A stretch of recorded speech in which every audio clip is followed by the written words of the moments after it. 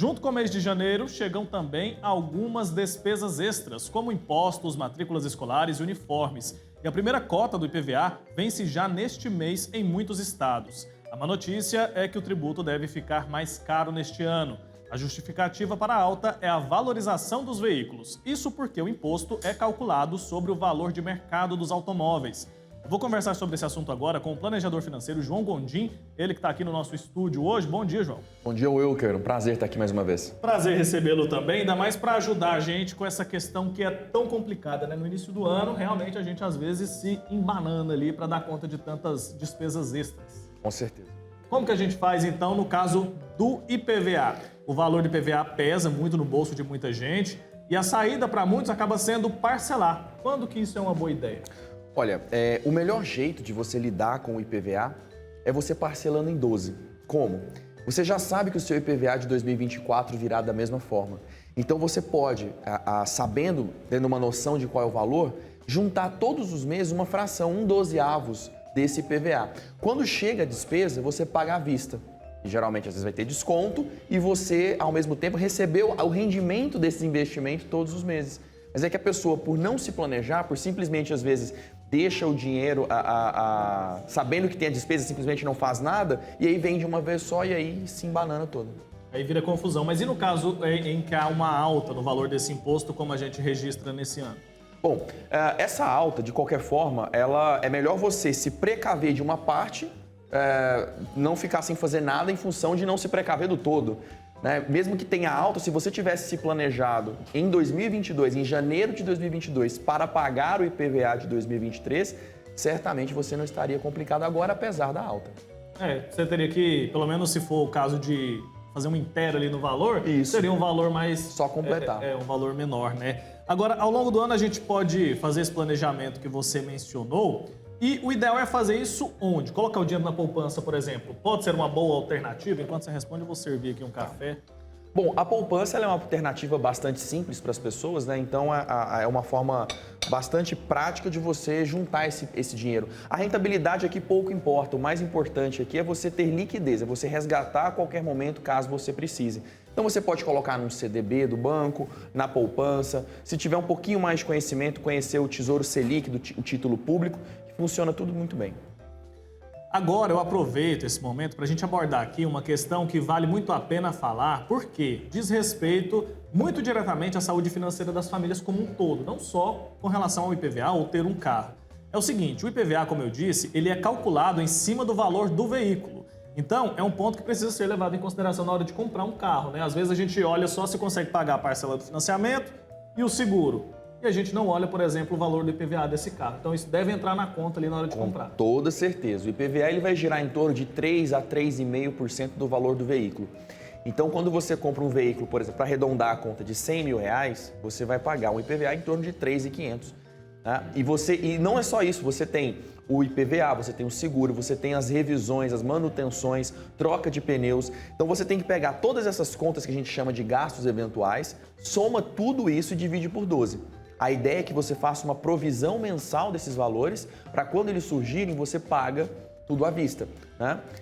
Agora, se você faz a conta somente do combustível, certamente você vai se embananar quando vierem as despesas eventuais. Complicado, né? Porque a gente acaba, na empolgação, querendo comprar um carro melhor, não olha esse tipo de custo e aí depois a gente tem prejuízo.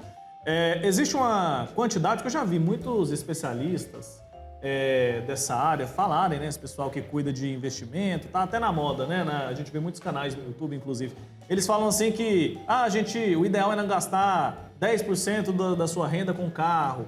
Aí o outro fala assim, a quantidade é 5% da sua renda, não deve ser comprometida com relação a carro, todas as despesas.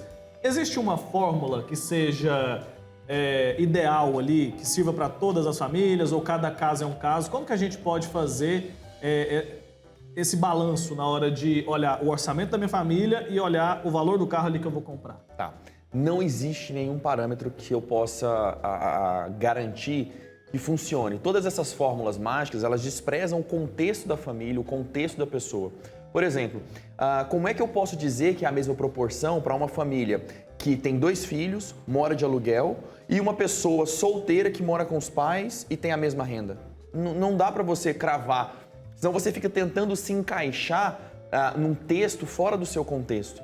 Então eu recomendo que a melhor situação, ou você contrata ou procura um profissional da área de planejamento financeiro para te orientar, ou então você mesmo faz ali o somatório de todas as suas despesas, tenta encaixar aquilo que traz qualidade de vida para você no presente, sem deixar, contudo, de investir para a qualidade de vida no futuro, que é muito importante também. Por exemplo, para trocar de carro a próxima vez. Fazer isso da maneira mais segura possível, né? Com certeza. Agora, no início da nossa conversa, eu falei sobre outras contas que também chegam junto com o início do ano. Essa orientação que você passou da gente fazer uma divisão, levar esse cálculo ali para ver se ele cabe no nosso orçamento ali, no que é ordinário da nossa receita, isso vale também, né? Para matrícula escolar, uniformes, IPTU, tudo isso. Perfeitamente. Todas aquelas despesas que você sabe que vai acontecer em algum momento do ano que vem, por exemplo, você começa a provisionar isso agora. É como se você sempre tivesse uma mensalidade que você pagasse todos os meses para cobrir o IPVA, o IPTU, a matrícula da escola. E é engraçado porque às vezes a pessoa tem a sensação de falar assim, poxa, mas aí eu estou inventando mais uma conta. Na verdade, não. Na verdade, você já tem essas contas, só que ao invés de parcelar em 3 ou precisar ali no sufoco comprar à vista, não, você parcela em 12, recebe juros ao longo do período, porque você está investindo esse dinheiro todos os meses, ainda que seja na poupança ou num CDB, né? E depois você vai lá e compra à vista, que na maioria das vezes te traz um desconto. Então você está, na verdade, otimizando as contas e não inventando mais uma. Todo jeito vai ter que pagar, né? De todo jeito. Agora, em alguns casos, né, para muita gente que está acompanhando a gente agora, 2023 já foi, não tem como mais, a pessoa não consegue mais se organizar para pagar tudo em dia, para pagar tudo à vista. Como que a gente pode se organizar e priorizar os gastos que são mais importantes? O IPVA, por exemplo, deve ser uma prioridade ou não? Tem que pensar que o IPVA não dá para deixar para depois, porque senão você não pode usar o carro, né? Como que a gente faz elenca essa prioridade ali do que tem que ser pago primeiro? Olha, tudo aquilo que vai te causar algum transtorno ainda maior se você não pagar, deve ser uma prioridade, né? Logo em seguida, aquilo que as dívidas que têm juros muito altos, né? O cheque especial, o cartão de crédito, quando a pessoa já está no rotativo, então é importante a pessoa se organizar dessa forma. E em seguida as demais coisas. Mas assim, é importante deixar claro que se você espera acontecer para tentar se organizar, é o que você disse, não dá mais para 2023. Né? Agora, você pode começar agora a se organizar e colher os frutos em 2024, por exemplo, com esse planejamento. Caso contrário, em janeiro do ano que vem, eu estarei aqui explicando o que fazer, o que priorizar, já que não deu certo de novo. Exatamente. Agora, quem tem uma renda fixa, às vezes consegue se organizar um pouco mais facilmente, basta ter um controle ali. Agora, quem tem uma renda variável, pessoal que é comerciante, empresários, essa turma aí, como que essa pessoa pode se basear para fazer um orçamento mais seguro, mais tranquilo para esse ano? Basicamente, essa história da renda variável, né, a pessoa ganha todos os meses um valor diferente, ela serve muito como desculpa para não fazer nada. Porque por mais que a sua renda varie, as despesas não.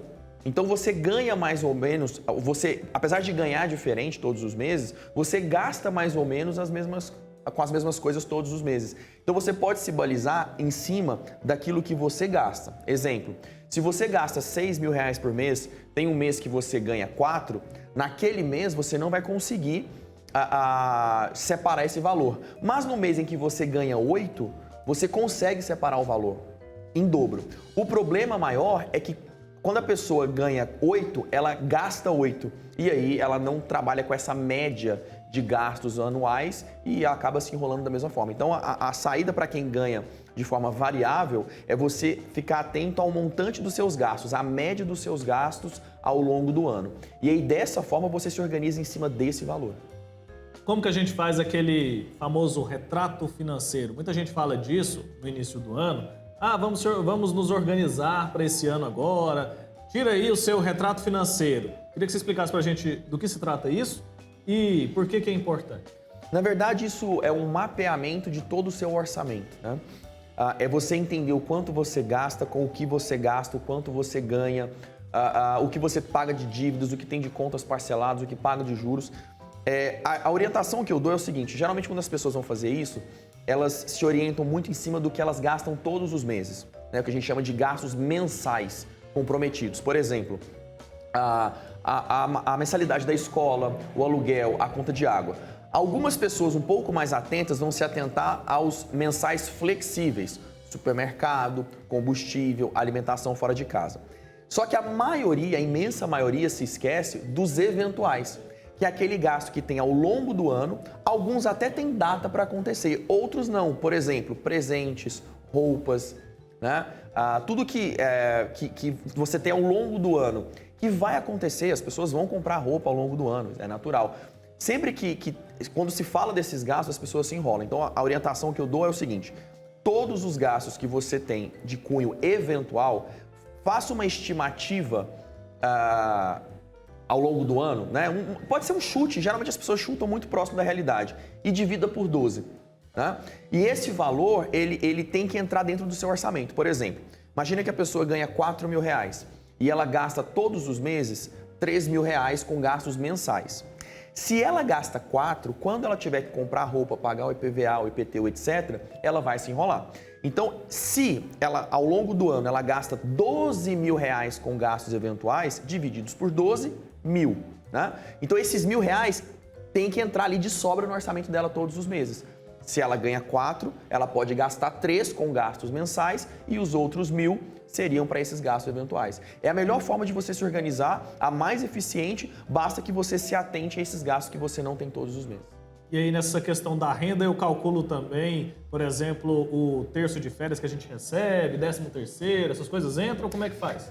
Olha que interessante, quando você tem esse nível de organização, quando essas receitas, né, que também são eventuais, entram, você pode gastar com o que te traz prazer. Você pode fazer uma viagem, pode comprar alguma coisa que você queria muito. Justamente por isso que a gente nem considera, porque quando ela vem para você tirar aquele dinheiro do saco cheio, sabe? Vai lá e gasta tranquilo, sem se preocupar. Aproveita, né, esse dinheiro que é merecido. Agora é o seguinte... a pessoa faz esse planejamento agora em janeiro, mas ela precisa revisitar esse planejamento ao longo do ano, né? A ideia é que você faça esse mapeamento, né? E à medida que você vai anotando os seus gastos, né? Para que você se mantenha dentro desse planejamento. Anotar por anotar é uma grande bobagem. Eu costumo dizer que é um engano, é um placebo. Você acredita que às vezes anotando os gastos vai mudar alguma coisa e a coisa mais comum que eu percebo é que não muda absolutamente nada. E a pessoa em um dado momento para sem saber exatamente por que começou. Então a orientação que eu deixo é, você faz esse mapeamento e ao longo dos meses você vai ali acompanhando os seus gastos para se manter dentro desse planejamento. Se o seu contexto mudar, se a sua renda, por exemplo, você recebe uma promoção e aí passa a ganhar mais ou de alguma forma tem que reduzir o seu salário, você revisita esse planejamento, reestrutura para não entrar no vermelho e aí vai anotando os gastos para se manter dentro dele. É isso, e fazer isso antes da situação apertar, né? Com toda Importante certeza. a gente saber o que a gente tem de custo, o que a gente tem de renda e, no caso de alguma eventualidade, como você mencionou, a gente tem que reduzir ali os ganhos, a gente se antecipar, porque hoje em dia o banco, ele oferece tanta linha de crédito que aí a pessoa às vezes tem uma redução de custo, mas continua vivendo ali naquele mesmo padrão, porque tem essas linhas de crédito à sua disposição. Quando vê, tá todo enrolado, né, João? João, muito obrigado pelo seu tempo aqui com a gente, por essa primeira entrevista de 2023. A gente volta a falar, viu? Até uma próxima. Eu agradeço, Will, que é um prazer estar aqui mais uma vez no Santo Café. Conte comigo.